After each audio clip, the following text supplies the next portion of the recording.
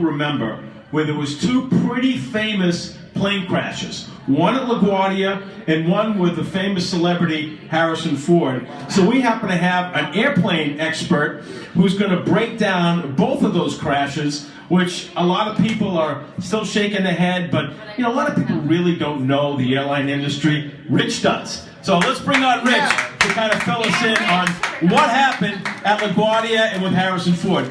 Rich, welcome. Thank you. Thank you. It's an honor to be here. First off, I want to break down Delta 1086 for those interested. On that particular day, we had very unusual weather in the sense that we had a heavy fog, we had a 9-mile-per-hour wind blowing to the north, and we had a very loaded MD-88. For those who do not know what that is a medium-range, fairly large commercial jetliner, twin-engine, T-tail. He was coming from Atlanta. He left Hartsdale at about 9 a.m. in the morning, scheduled to arrive about 2 hours and 15 minutes. It's about 2-hour, 15-minute flight, because when you're flying from the southern coast, you usually will hit tailwinds when you enter into New York. First of all, one of the interesting pieces that I haven't noticed the media bringing up, Howie, is the fact that the runways at LaGuardia, both runways, runway 422 and runway 13, which this aircraft landed on, are 7,000 feet long, which is very unique for any commercial airport facility. This is not like JFK where you have a 13,000-foot runway and all the space in the world to land. You are basically, the best way to equate this is by playing pool with your sides blocked like this. You have tunnel vision. You are focused on one line, and that's the center line.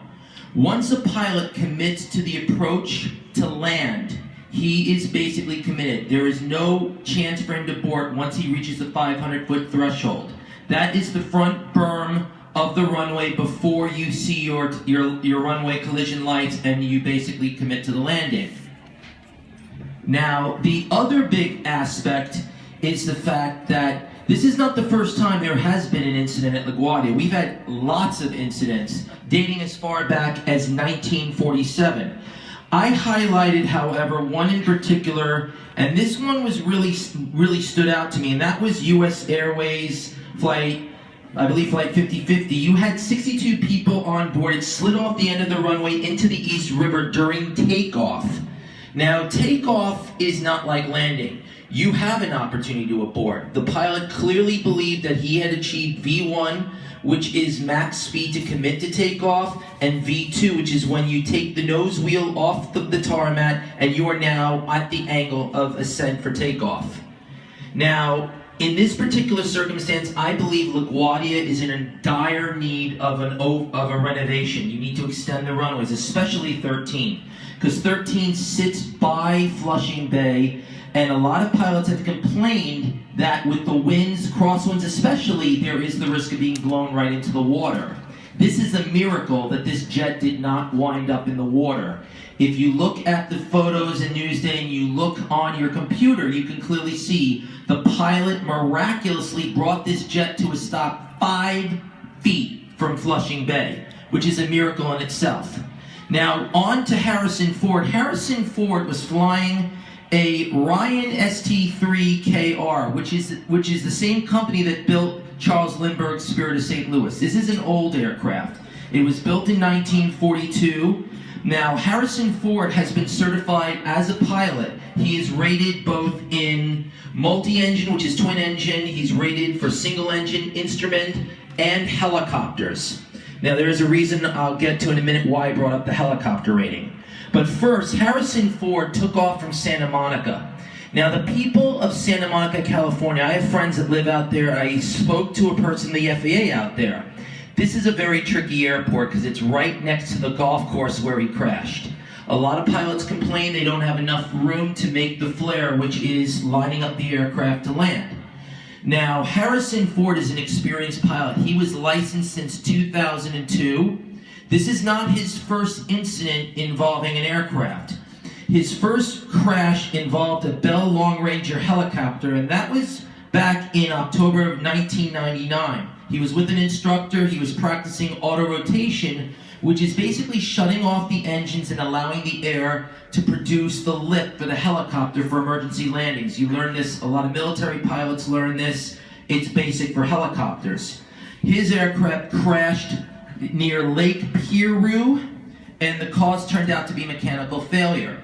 I've done a lot of research on this most recent crash, Howie. What I've discovered is several eyewitnesses said that there was a sputtering sound. Now, with propeller-driven aircraft, you feed the fuel into the engine, kind of like in an automobile where you have fuel injection. In this case, you're feeding the fuel to power the propeller. This is indicative to me of what may have been a fuel clog, which isn't Harrison's fault. Mind you, this is a 60-year-old aircraft, and it is owned, incidentally, by a company out of Camden, Delaware, MG Aviation, I believe. And what's interesting about this is a lot of your movie stars are getting into warbirds.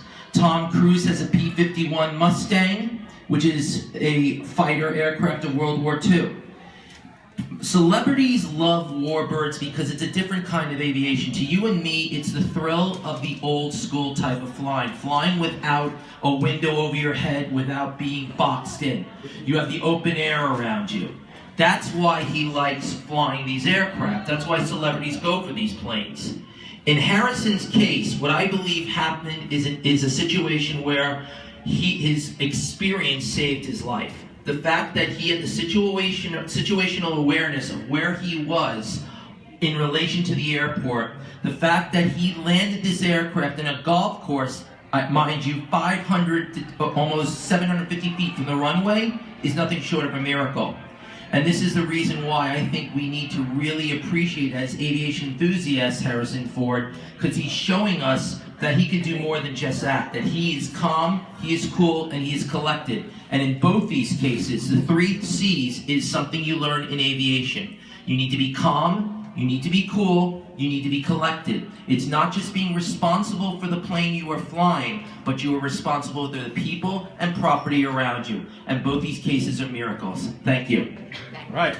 Great report, Richard. All right. Right. He nailed it. Great job. All right, we're going to take our final break of the evening. And after the break, our new segment on bullying. Mayor's going to talk about bullying after the break. Coming to you live from the Lilly. I am Halftime Howie. This is Broadcast on the Beat with Halftime Howie on AM 1240 WGBB.